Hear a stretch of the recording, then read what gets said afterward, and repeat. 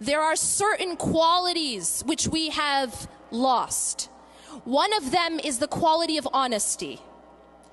One of them is the quality of mercy for one another, compassion, empathy.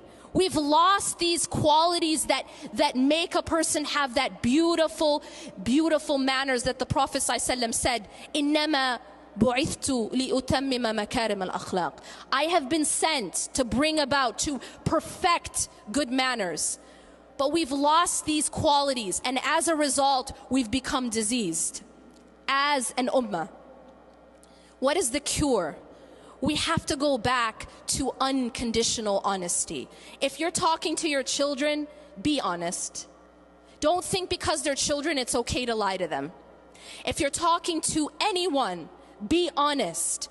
Be in the habit of being honest. Because until we go back to these beautiful manners, we will not fix our condition. See, we complain a lot about the type of leadership that we have, don't we? Leadership in our masajid, we say, oh, it's corrupt. Leadership in our countries, it's corrupt. Do you know why we have corrupt leadership? Because our leadership is a reflection of us. It's a reflection of what we are inside. If we want the leaders to be better, we have to become better. We have to become honest if we want our leaders to be honest, because they are a reflection of who we are inside. Changing ourselves. إِنَّ اللَّهَ لَا يُغَيِّرُ مَا بِقَوْمٍ حَتَّى يُغَيِّرُ مَا بِأَنفُسِهِمْ. Indeed, Allah does not change the condition of a people until they change what's inside themselves. If you want just leaders, be just in your own families. Be just in your organizations, at your schools, in your masajid. We can't even have a proper board in the masjid, and we're going to talk about justice at the state level. We have to start to change ourselves, going back to that beautiful character, to stop being harsh, to stop having a hard heart. You know, one of the problems we have is we think that when you become religious, it means you have to be really mean, right? You have to be harsh. Sometimes people, as they become more and more religious, they become more and more harsh with their families. All of a sudden, everything is haram, and now they've actually become more hardened. That's not what it means to be religious. The Prophet ﷺ was the softest of people. He had the softest of hearts, and he said, خَيْرُكُمْ خَيْرُكُمْ لِأَهْلِ. The best of you are the best to their families. It's not that the best of you are the best to those in the masjid or the most polite to the people at the cash register, but the best to your families. That's actually the litmus test of your righteousness. How do you treat your family when you get home? That is the litmus test put down by the Prophet ﷺ. We have to go back to good character. إِنَّمَا بُعِثْتُ لِأُتَمَّمَ مَكَارِمَ الْأَخْلَاقِ. I have been sent to beautify, to perfect beautiful manners and character.